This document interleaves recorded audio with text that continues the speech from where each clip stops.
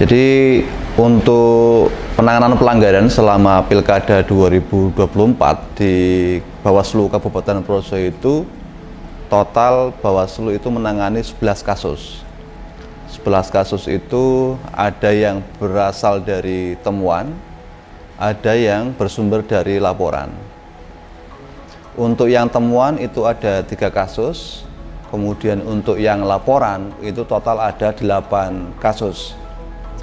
Kemudian selain itu, Panwaslu Kecamatan juga ada yang melakukan penanganan pelanggaran. Ada 2 kecamatan yang melakukan penanganan pelanggaran, yaitu Panwaslu Kecamatan Kutoarjo dan Panwaslu Kecamatan Ngombol. Nah, adapun jenis pelanggaran yang ditangani oleh Bawaslu Projo itu yang pertama adalah penanganan pelanggaran administrasi ya. Dugaan pelanggaran administrasi, kemudian ada dugaan pelanggaran pidana pemilihan, kemudian ada dugaan pelanggaran perundangan yang lain. Nah, dari jenis dugaan pelanggaran yang ditangani oleh Bawaslu, yang mendominasi adalah dugaan pelanggaran pidana pemilihan, yaitu untuk pidana pemilihan itu yang kami tangani itu total ada 10 kasus. Nah, ini memang menjadi menjadi dinamika tersendiri karena animo masyarakat untuk melaporkan dugaan pelanggaran pidana ke Bawaslu itu cukup tinggi. Ada 10 kasus yang dilaporkan. Kenapa demikian? Karena di Projo itu ada 2 calon, pasangan calon 01 dan pasangan calon 02. Head to head ini yang kemudian menyebabkan tim sukses, relawan, dan pendukung yang lain itu saling mengintai, saling mencoba mengintervensi, dan saling serang, kira-kira begitu. Dampaknya ada yang kemudian melaporkan atas nama masyarakat yang itu notabene adalah pendukung 01. Yang 02 juga tidak kalah begitu, juga ikut melaporkan. Dinamika ini yang kemudian menjadi perhatian khusus bagi Bawaslu, harus lebih cermat, lebih hati-hati dalam melakukan proses penanganan pelanggaran karena tensi politiknya itu tinggi. Jangan sampai kemudian langkah-langkah yang kami ambil itu justru malah menjadi situasinya tidak kondusif. Nah, selain itu ada dugaan pelanggaran perundangan yang lain. Ini yang melanggar adalah beberapa kepala desa dan perangkat desa.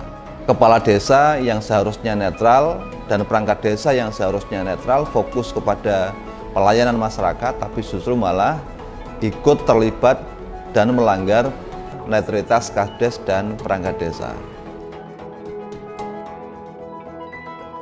Tantangan Bawaslu Kabupaten Projo dalam melakukan penanganan pelanggaran diantaranya adalah bagaimana agar proses penanganan pelanggaran itu berjalan kondusif tanpa ada intervensi, tanpa ada gangguan dari pihak luar. Kenapa demikian? Karena situasi politik kala itu memang sangat panas ya. Antara paslon 01, paslon 02 itu biasa saling berkompetisi untuk meraih simpati dari masyarakat. Nah, ketika calonnya itu dilaporkan ke Bawaslu, tentu ada reaksi. Nah, ini yang kemudian kami mencoba mengkomunikasikan kepada tim sukses baik 01 maupun 02 bahwa apa yang dilakukan oleh Bawaslu itu merupakan amanah dari undang-undang, bahwa kami tidak punya kepentingan apapun memanggil para calon, baik itu calon bupati maupun calon wakil bupati, untuk kami klarifikasi. Karena kalau kami keliru dalam mengkomunikasikan ke tim sukses, ke pendukung, itu bisa menimbulkan gejolak. Misalkan Bawaslu kemudian di demo, didatangi massa, banyak begitu. Nah, itu coba kita komunikasikan ke para pihak, baik 01 maupun 02, bahwa klarifikasi ini bagian dari aturan yang harus ditegakkan tanpa ada tendensi apapun. Dan alhamdulillah komunikasi kami cukup berhasil. Artinya tim SES 01 maupun tim SES 02 Begitupun dengan para calon, baik calon bupati maupun wakil bupatinya itu legowo untuk kami undang, untuk kami mintai keterangan, kami klarifikasi di kantor Bawaslu Kabupaten Purworejo. Jadi semuanya sudah kita panggil ke Bawaslu untuk kami mintai keterangan begitu. Dan selain itu, dinamika yang terjadi di Bawaslu, bahwa dalam proses penanganan pelanggaran pidana ini kan tidak hanya dilakukan oleh Bawaslu, tapi juga ada pihak luar yang tergabung dalam Sentra Penegakan Hukum Terpadu atau Gakumdu. Di sana ada Bawaslu, kemudian ada Polres, kemudian ada Kejaksaan. Nah, dari 3 lembaga ini yang kemudian menganalisa, membahas, kemudian menyimpulkan apakah kasus per kasus itu yang ditangani itu layak untuk diteruskan atau tidak. Lah, berdasarkan dari diskusi, dari bukti-bukti yang ada, dari hasil klarifikasi yang ada, memang dari kasus yang ditangani oleh Bawaslu dan dibahas di Sentra Gakumdu itu secara keseluruhan tidak ada yang memenuhi unsur, sehingga di tahapan selanjutnya atau di tahapan penyidikan itu tidak dilakukan. Jadi prosesnya hanya berhenti di pembahasan di Sentra Gakumdu di Bawaslu Kabupaten Purworejo. Untuk dugaan pelanggaran pidana pemilihan itu tidak ada yang memenuhi unsur, artinya dihentikan.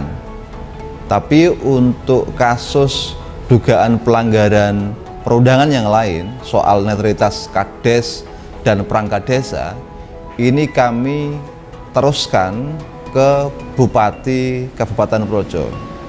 Setidaknya ada 3 Kades yang kami proses dan kami rekomendasikan ke Bupati untuk dilakukan pembinaan maupun diberikan sanksi sesuai dengan aturan yang berlaku. Kemudian ada 3 perangkat desa yang kemudian kami tidak lanjuti, kami teruskan ke kepala desa setempat. Karena untuk proses tindak lanjut atau rekomendasi untuk kepala desa, alurnya kan memang ke bupati. Tapi untuk perangkat desa itu cukup ke kepala desa selaku pembina atau selaku pimpinan tertinggi di wilayah desa. Kemudian untuk pelanggaran administrasi ada beberapa yang kami tangani dan sudah kami teruskan ke atau kami rekomendasikan ke KPU Kabupaten Purworejo, dan dari semua dugaan pelanggaran administrasi dan pelanggaran perundangan yang lain itu sudah ditindaklanjuti. Bupati sudah memberikan surat peringatan ke kepala desa dan melakukan upaya pembinaan. Begitupun juga dengan para kepala desa sudah memberikan peringatan dan melakukan pembinaan kepada perangkat desa yang melanggar aturan. Jadi secara keseluruhan untuk penanganan pelanggaran di wilayah Kabupaten Purworejo berjalan aman, lancar, tanpa menimbulkan gejolak di masyarakat. Meskipun kepala desa itu kami rekomendasikan ke bupati, perangkat desa juga kami rekomendasikan, tapi alhamdulillah tidak ada gejolak apapun di wilayah Kabupaten Purworejo. Tantangan berikutnya yang tak kalah menariknya adalah bahwa sempat ada anggapan bahwa Bawaslu itu masuk angin. Ini situasi ini yang memang kami rasakan. Kenapa? Karena animo pelapor melaporkan dugaan pelanggaran pidana itu sangat kuat.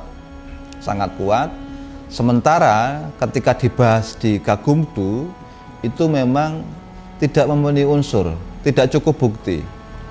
Nah, ini yang terkadang memang dari sisi pandangan masyarakat awam ketika melihat kasus per kasus itu memang seolah-olah sudah cukup kuat bukti untuk kasus ini dilanjutkan begitu.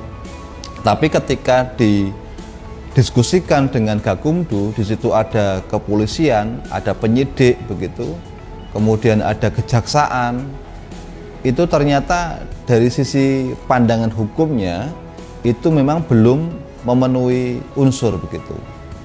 Jadi untuk membuktikan bahwa dugaan pelanggaran pidana pemilu itu terbukti atau memenuhi unsur itu memang tantangannya sangat besar, sangat banyak. Nah, ini yang kemudian ke depan tentu yang harus dipahami oleh masyarakat ketika akan melaporkan dugaan pelanggaran pidana pemilihan, itu memang secara bukti baik foto, video maupun dokumen, kemudian saksinya memang harus kuat kalau memang mengetahui adanya dugaan pelanggaran pidana pemilihan. Meskipun waktu itu Bawaslu sudah berupaya semaksimal mungkin untuk mencari, menggali keterangan dari para saksi dan mengkaji bukti yang ada. Tapi ketika digodok bersama-sama kejaksaan, Bawaslu dengan kepolisian, ini akhirnya adalah kesimpulannya semua kasus atau 10 kasus yang ditangani, yang laporkan ke Bawaslu itu belum memenuhi unsur.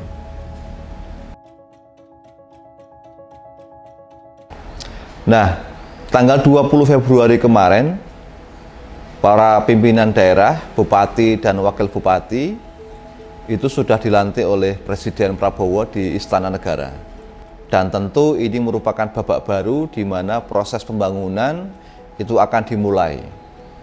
Nah, ada beberapa harapan yang kami ingin sampaikan terkait dengan prosesi pemilihan ke depan. Harapannya 5 tahun ke depan ketika ada pemilu maupun pemilihan, agar para calon, para tim sukses, para semua pihak itu tetap mematuhi aturan yang berlaku, memedomani regulasi yang telah ditetapkan baik itu undang-undang, Perbawaslu maupun PKPU.